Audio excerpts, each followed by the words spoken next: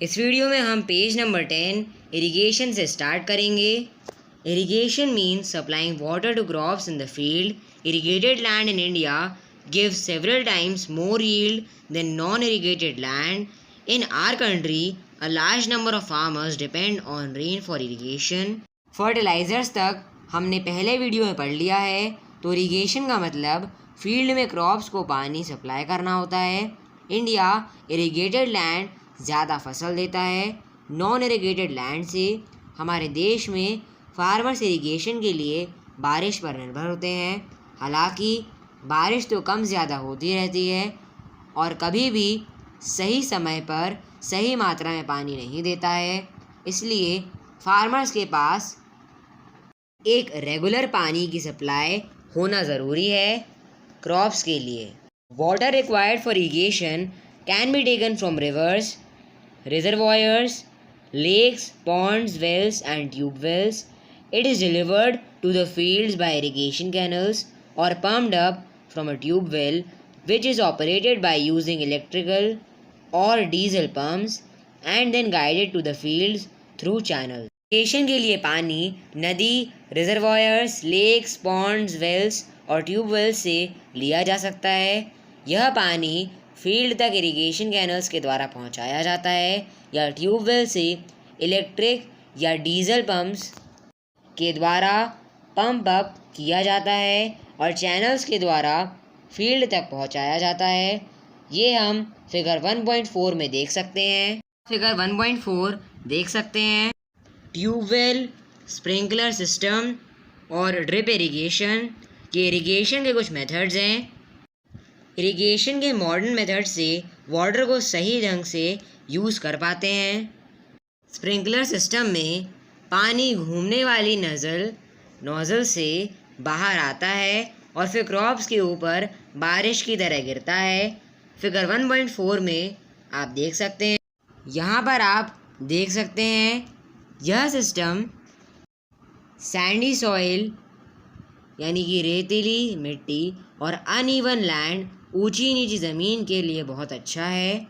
अब है In drip irrigation, water is allowed to fall drop by drop from a pipe just near the roots of plants. Figure 1.4 में आप देख सकते हैं ड्रिप इरिगेशन में रूट्स यानी जड़ों के बिल्कुल पास से पानी बूंद बूंद करके गिरता है पाइप की हेल्प से। फिगर 1.4 सी में आप देख सकते हैं हर प्लांट के पास से पानी गया और प्लांट के पास बूंद बूंद पानी गिरता है। इससे पानी की कम बर्बादी होती है। हालांकि यह बहुत महंगा सिस्टम है। यह सिस्टम बहुत उपयोगी है जहां पर पानी की कमी होती है। क्रॉप्स को सही समय पर और सही मात्रा यानी क्वांटिटी में पानी चाहिए होता है। पानी की मात्रा हर क्रॉप के अकॉर्डिंग चेंज होती है। जैसे कि राइस प्लांट्स को जब फील्ड में बहुत पानी भरा होता है तब लगाया जाता है और उसे लगातार इरिगेशन की ज़रूरत होती है। हालांकि गेहूं यानी वीट को ज़्यादा पानी नहीं चाहिए होता है। वीट की ग्रोथ के समय स्पेसिफिक टाइम यानी विशिष्ट समय पर पानी चाहिए होता है। Besides providing the right amount of water, it is necessary to have adequate drainage in irrigated fields. If a field is supplied with excess water, it is said to be waterlogged. सही मात्रा में पानी के अलावा अगर ज़्यादा पानी field में भरने पर उसका ड्रेनेज भी प्रॉपर होना चाहिए। अगर फील्ड में ज़्यादा पानी भर जाता है तो उसे वाटरलॉग्ड कहते हैं। वाटरलॉग्ड की वजह से सॉइल में जो एयर होती है उसकी जगह पर पानी भर जाता है जिसके कारण रूट्स यानी जड़ों को एयर की सप्लाई कम हो जाती है और प्लांट्स की ग्रोथ रुक जाती है। वाटरलॉग्ड सॉइल में सॉल्ट के अमाउंट को बढ़ा भी सकते हैं जो कि क्रॉप्स के लिए हार्मफुल होता है। नेक्स्ट है weeding. Weeds are unwanted plants that grow along with the crops. They compete with the crops for water, minerals and sunlight and therefore reduce crop yield. Next step weeding देख लेते हैं। Weeds unwanted plants होते हैं जो crops के साथ ही grow हो जाते हैं और जो पानी, मिनरल्स, सनलाइट क्रॉप्स को मिलता है उसमें से ही वीड्स भी पानी, मिनरल, सनलाइट लेना लगते हैं, जिससे क्रॉप्स की उपज यानी यील्ड कम हो जाती है। वीड्स बहुत जल्दी फैलते हैं। Different types of weeds grow with different crops. They also vary from place to place and from season to season. इसलिए वीड्स को समय समय पर रिमूव करना ज़रूरी होता है। अलग अलग क्रॉप्स के साथ अलग अलग वीड्स ग्रो होते हैं। वीड्स जगह के हिसाब से भी चेंज होते हैं और सीजन्स के हिसाब से भी चेंज होते हैं। एमरैंथस बहुत ही कॉमन वीड है जो ज़्यादातर हर क्रॉप के साथ ग्रो होती है। फिगर 1.5 में कुछ कॉमन वीड्स की पिक्चर दी हुई है। एमरैंथस, शेनोपोडियम, वाइल्ड ओट, ग्रास। वीड्स को फील्ड से हटाने के प्रोसेस को वीडिंग कहते हैं। वीडिंग को हम अपने हाथों से खींचकर निकाल सकते हैं या एक ट्राउवेल या एक हैरो का यूज़ करके उसकी रूट्स को ऊपर खींच सकते हैं। फिगर 1.6 में ट्राउल की पिक्चर दी है। ये आप हमें देख सकते हैं कि हमें यहाँ पे एक ट्राउल की पिक्चर दी हुई है, हैरो की पिक्चर दी हुई है, ये आप देख सकते हैं। वीडिंग को स्पेशल केमिकल्स जैसे हर्बिसाइड्स और वीडसाइड्स कहते हैं, उनका स्प्रे करके भी किया जा सकता है। स्प्रेयर का यूज़ करके किया जाता है। हर्बिसाइड्स या वीडसाइड्स वीड्स को डिस्ट्रॉय यानी ख़त्म कर देते हैं, पर क्रॉप्स को अफेक्ट नहीं करते हैं। कुछ कॉमन वीडसाइड्स हैं डायलपन, मेटाक्लोर और सिनाइजीन। हालांकि वीडसाइड्स जहरीले होते हैं और इसलिए क्रॉप्स को उपयोग करने से पहले प्रॉपरली धोना चाहिए। वीडसाइड्स जहरीले होते हैं जो स्प्रे करते समय फार्मर्स की हेल्थ को भी अफेक्ट कर सकते हैं, इसलिए फार्मर को भी बहुत सावधान रहना चाहिए वीडसाइड्स यूज़ करते समय।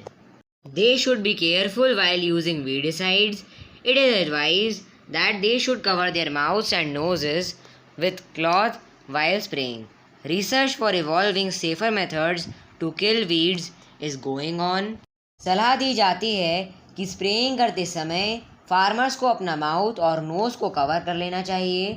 वीड्स को मारने के लिए और अच्छे मेथड्स ढूंढने की रिसर्च चल रही है, जैसे कि ऐसे इंसेक्ट्स जो सिर्फ स्पेसिफिक वीड्स पर ही हमला करते हैं उन्हें ही यूज़ किया जाए। हालांकि ऐसे इंसेक्ट्स का रिप्रोडक्शन होना ज़रूरी है।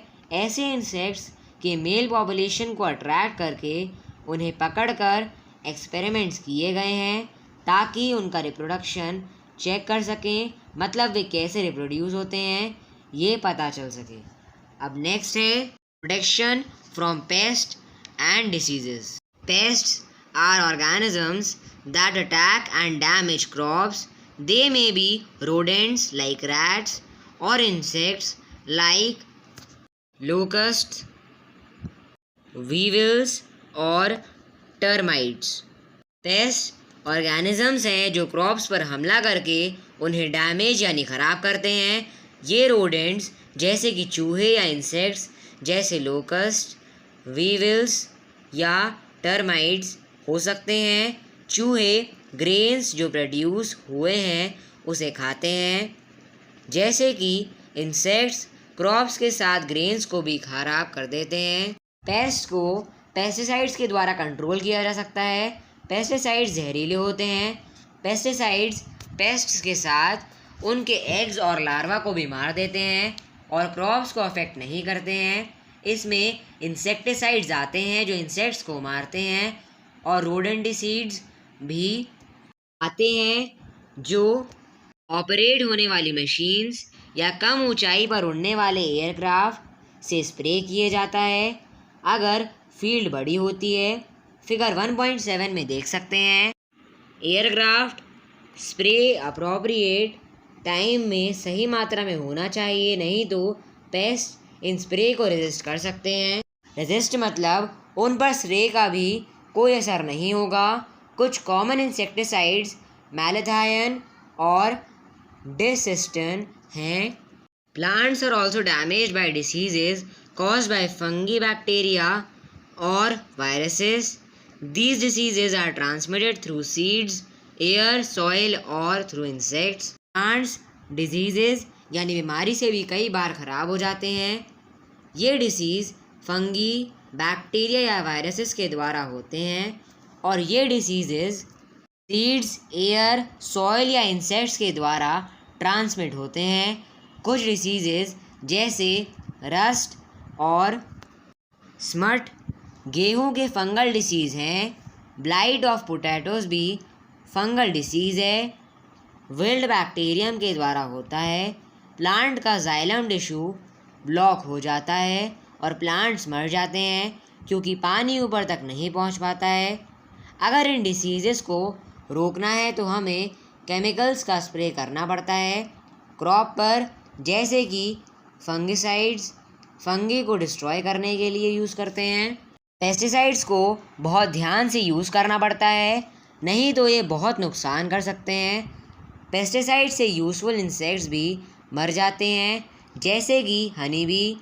ह्यूमन्स में स्किन इरिटेशन और रेस्पिरेशन की प्रॉब्लम कर सकते हैं और सबसे बुरा तो ये है कि ये पेस्टिसाइड्स सॉइल और पानी में मिक्स हो जाते हैं और प्लांट्स इन्हें अब्जॉर्ब कर लेते हैं और फिर इन प्लांट्स के फल या सब्जियां हम खा लेते हैं और फिर ये हमें नुकसान पहुंचाते हैं। हम जो फ्रूट्स और वेजिटेबल्स लाते हैं उनके ज़्यादातर पेस्टिसाइड्स की कोटिंग परत रहती है। कोटिंग यानी परत रहती है, इसलिए फ्रूट्स और वेजिटेबल्स को खाने से पहले अच्छे से धोना चाहिए, नहीं तो ये हमारी हेल्थ को नुकसान पहुंचाते हैं।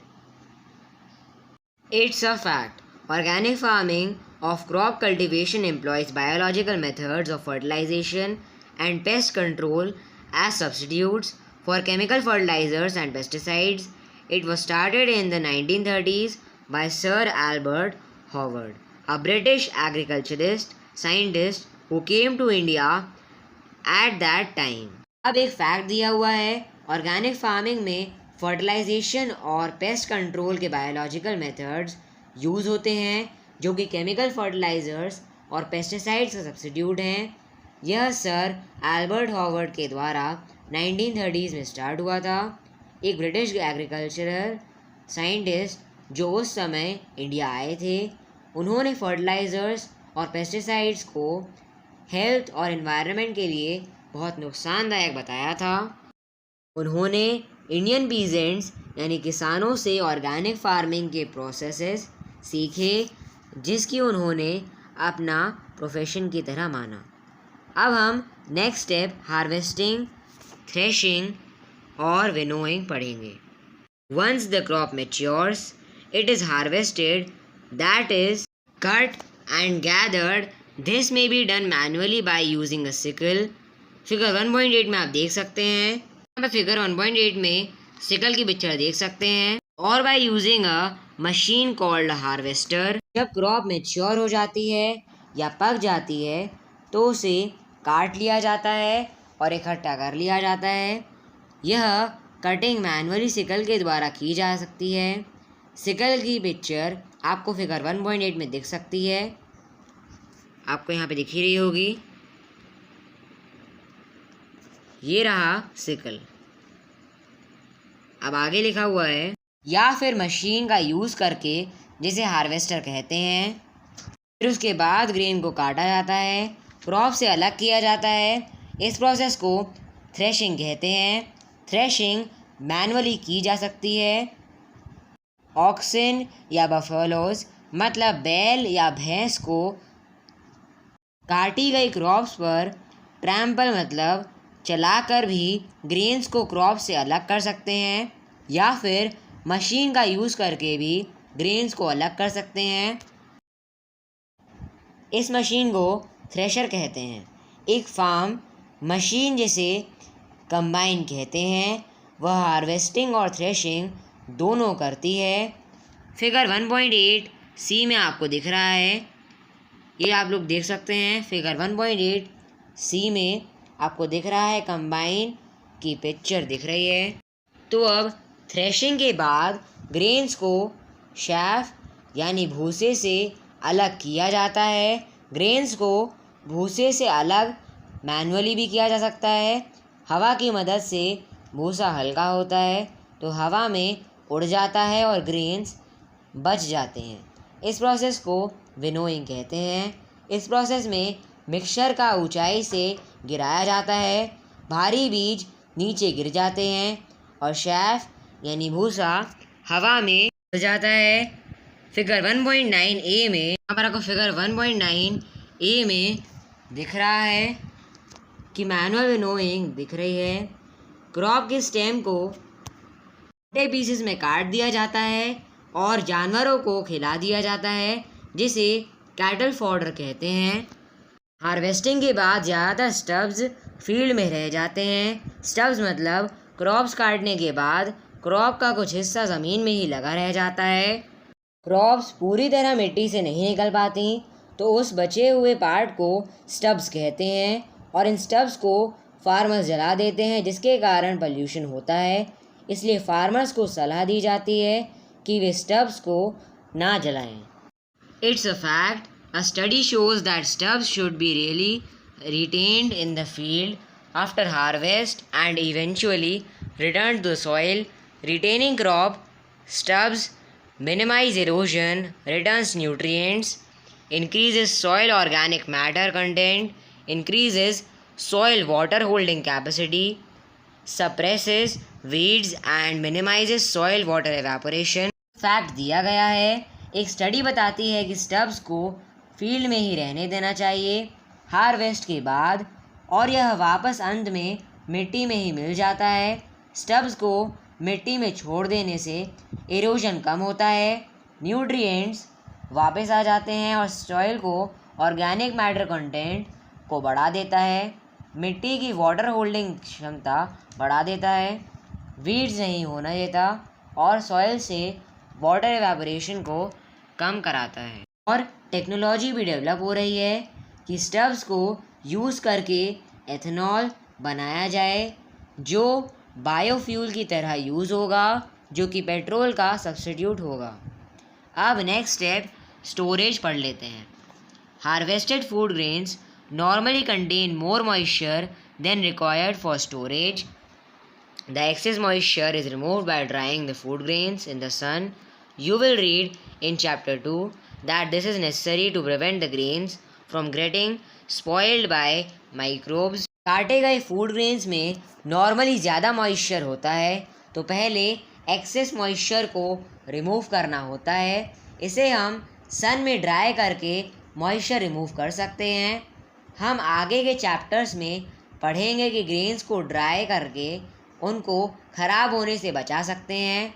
ड्राई होने के बाद ग्रेन्स को बैग्स या बिन्स में भरकर स्टोर कर सकते हैं। जब ज़्यादा क्वांटिटी में ग्रेन्स को स्टोर करना होता है तो उन्हें हम सिलोज या ग्रेनरीज में रखते हैं। इनमें ग्रेन स्टोर करने से पहले इसमें केमिकल्स का स्प्रे किया जाता है ताकि इनमें माइक्रोब्स, इंसेक्ट्स और रोडेंट्स ना आए, नहीं तो स्टोर्ड ग्रेन्स ख़राब हो जाएंगे। इसलिए केमिकल स्प्रे के बाद ग्रेन्स स्टोर करना चाहिए और ग्रेन स्टोर करने के बाद इन्हें समय समय पर चेक करते रहना चाहिए कि कहीं माइक्रोब्स, इंसेक्ट्स या रोडेंट्स तो नहीं आ गए।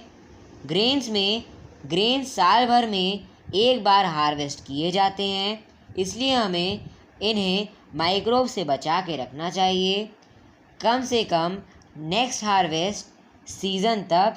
हालांकि हमें बफर स्टॉक मतलब एक्स्ट्रा फूड ग्रेन्स का स्टॉक रखना चाहिए ताकि अगर किसी हार्वेस्ट ग्रेन में प्रोडक्शन कम हो तो फूड ग्रेन्स की परेशानी ना हो। जैसे कि अगर कभी किसी साल बारिश नहीं हुई तो बफर स्टॉक काम आता है। It's a fact, a new method of grain storage involves the use of nitrogen gas. Nitrogen gas is circulated through the grain piles in silos. It's a fact, a new method of grain storage involves the use of nitrogen gas. Nitrogen gas is circulated through the grain piles in silos. It replaces air and hence oxygen in the silos. This kills all pests and microorganisms. तो यहाँ पर एक fact है, क्या आप जानते हैं आजकल फूड ग्रेन्स को स्टोर करने के लिए नाइट्रोजन गैस का यूज़ होता है। साइलोज में ग्रेन के ढेरों में नाइट्रोजन गैस सर्कुलेट की जाती है। यह नाइट्रोजन एयर को रिप्लेस कर देती है, मतलब ऑक्सीजन को रिप्लेस करके नाइट्रोजन गैस आ जाती है, जिससे सारे पेस्ट और माइक्रो ऑर्गेनिज्म मर जाते हैं। यह मेथड सिंपल और आसान है और ग्रेन्स ज़्यादा दिन तक स्टोर किए जा सकते हैं। एक और फैक्ट यहाँ पे दिया हुआ है, it's a fact, do you know what is common in the festivals of Pongal, Holi, Diwali, Baisakhi and Bihu? These are all harvest festivals of India celebrated at the time of harvesting of crops।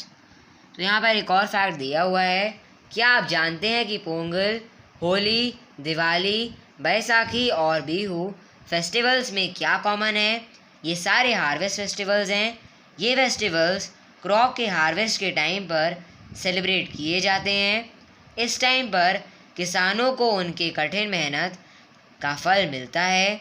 अब हम देखते हैं कि क्रॉप के प्रोडक्शन को कैसे बढ़ाया जा सकता है। Increasing crop produce, to feed the ever increasing population in our country we need to constantly increase the food grain production.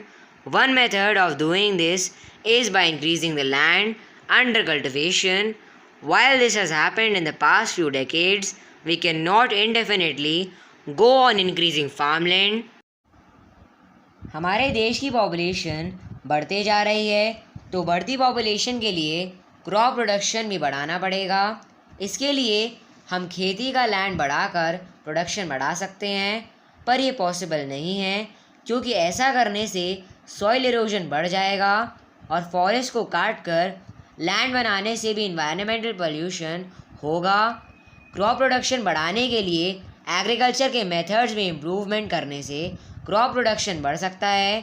अच्छी इरिगेशन फैसिलिटीज़ से, मैन्योर और फर्टिलाइज़र्स के प्रॉपर यूज़ से सॉइल में फिर से न्यूट्रिएंट्स लाने के लिए नेचुरल मेथड्स का यूज़ करने से वीड्स, पेस्ट और डिसीज़ेस से क्रॉप्स को बचाकर मॉडर्न औजार यानी मशीन्स यूज़ करके क्रॉप प्रोड्यूस बढ़ा सकते हैं। स्टोरेज के प्रॉपर मेथड्स यूज़ करके फूड ग्रेन्स को वेस्ट होने से बचा सकते हैं। रिसेंटली क्रॉप्स की अच्छी वैरायटी के सीड्स यूज़ करने से अच्छा प्रोडक्शन होता है और डिसीज़ कम होते हैं क्रॉप्स में। ऐसा करने से फ्यूचर में भी अच्छा क्रॉप प्रोडक्शन हो सकेगा। यह प्लांट ब्रीडिंग के द्वारा किया जा सकता है। ब्रीडिंग का मतलब सेम टाइप का प्लांट प्रोड्यूस करना। साइंटिस्ट ने रिप्रोडक्शन पर कंट्रोल कर लिया है। साइंटिस्ट अपने रिक्वायर्ड कैरेक्टरिस्टिक्स के प्लांट्स बना सकते हैं ब्रीडिंग के through. It's a fact, genetically modified plants are those whose DNA has been modified using genetic engineering techniques. तो यहाँ पे फैक्ट दिखा है, जेनेटिकली मॉडिफाइड प्लांट्स को प्लांट्स होते हैं जिसका DNA जेनेटिक इंजीनियरिंग टेक्निक का यूज़ करके चेंज किया गया है ताकि एग्रीकल्चर के लिए यूज़फुल प्लांट बना सकें। जेनेटिकली मॉडिफाइड क्रॉप से मिला फूड GM फूड्स कहलाता है। इंडिया में सिर्फ BT cotton GM crops allow हैं। इसमें कॉटन का प्रोडक्शन बढ़ा है। गवर्नमेंट ने रिसेंटली GM मस्टर्ड को भी मंजूरी दे दी है। क्रॉस ब्रीडिंग से भी क्रॉप्स की नई वैरायटीज़ डेवलप की जा सकती है। इस टेक्निक को हाइब्रिडाइजेशन कहते हैं। Hybridisation is a technique use for developing new varieties of crops by cross breeding two different varieties. By cross breeding a new variety can be made to have the desired characteristics from both parents. Cross breeding की दो varieties हैं। Cross breeding के द्वारा दोनों parents के characters वाली नई variety बना सकते हैं। मान लीजिए साइंटिस्ट ऐसी नई वैरायटी की क्रॉप चाहते हैं जो अच्छी प्रोडक्शन करे और डिसीज़ फ्री रहे, तो वह एक क्रॉप जो अच्छा यील्ड देती है और दूसरी क्रॉप जो डिसीज़ फ्री है, उन दोनों को क्रॉस ब्रीड करके नई वैरायटी बना सकते हैं जिसमें दोनों कैरेक्टरिस्टिक्स होंगी। सेल्फ फर्टिलाइजेशन रोकने के लिए प्लांट्स की एक वैरायटी के एंथर्स को हटा देते हैं। इस प्रोसेस को इमैस्कुलेशन कहते हैं। उसके बाद प्लांट्स की दूसरी वैरायटी के पॉलेंस को प्लांट्स की पहली वैरायटी वाले मैस्कुलेटेड फ्लेवर्स के स्टिग्मा में ट्रांसफ़र करते हैं। इस प्रोसेस को बहुत बार रिपीट किया जाता है जब तक सीड में डिज़ायर्ड कैरेक्टर्स ना आ जाएं। फिर इस सीड को न्यू वैरायटी का स्टॉक कहते हैं। जब यह मिल जाता है तब साइंटिस्ट दूसरी कैरेक्टरिस्टिक्स पर काम करते हैं, जैसे कि पेस्ट से रेजिस्टेंस वाले सीड्स बनाना। ये हाइब्रिड प्लांट्स प्रोड्यूस करना लंबा और मुश्किल प्रोसेस है। Once this is achieved, scientists may try to develop another useful characteristic like greater resistance to pests. Producing plant hybrids can be a long and tedious process. The Green Revolution of the 1960s and the 1970s in India was brought about by importing high-yielding varieties of wheat from Mexico. 1960s और 1970s का green revolution Mexico से लाए गए गेहूं की high yield varieties को import करके लाया गया था। हाई यील्ड के साथ प्लांट छोटे और स्ट्रॉन्ग थे। फर्टिलाइज़र्स के लिए अच्छी रिस्पॉन्स था, हालांकि इनको ज़्यादा पानी और फर्टिलाइज़र्स चाहिए होता है और वीड्स रिमूव करते रहना चाहिए। ग्रीन रेवोल्यूशन का असर टेबल 1.4 में देखा जा सकता है। आप लोग यहाँ पर टेबल 1.4 देख सकते हैं, production of food grains in India. Table 1.4 में राइस और वीट का प्रोडक्शन दिया हुआ है 1950 से 2010 तक। अब नेक्स्ट टॉपिक है नाइट्रोजन साइकिल। ये नेक्स्ट वीडियो में है, इसकी लिंक डिस्क्रिप्शन में दी हुई है। हमारा लास्ट टॉपिक है food from animals. Food from animals like plants, animals also provide us with different kinds of food and other products. The breeding, feeding and caring of domestic animals for food and other purposes is called animal husbandry. The kinds of animals that provide us with food are meat and egg yielding animals such as goat, poultry animals, example chicken, duck and turkey, fish, sheep and pig. The large-scale rearing of fish for food is known as pisciculture. Pisciculture. Plants की ही तरह animals भी हमें food और उनके products देते हैं। Food के लिए डोमेस्टिक एनिमल्स की ब्रीडिंग, फीडिंग और केयरिंग करना एनिमल हस्बेंड्री कहलाता है। अलग अलग एनिमल्स हमें फूड देते हैं, जैसे कि मीट और एग देने वाले एनिमल्स जैसे कि goat, poultry animals, chicken, duck, turkey, fish, sheep और पिग। खाने के लिए ज़्यादा क्वांटिटी में फ़िश को पालन पाइसीकल्चर कहलाता है। मिल्च और मिल्क यील्डिंग एनिमल्स जैसे कि काऊ, बफेलो, गोट, कैमल मिल्क को बहुत सारे प्रोडक्ट्स बनाने में यूज़ किए जाते हैं, जैसे घी, बटर, चीज़, कर्ड। इसके अलावा हनी भी हमें हनी देती है। हनी बीज को लार्ज क्वांटिटी में पालन एपीकल्चर कहलाता है। यहाँ हमारा चैप्टर एंड होता है।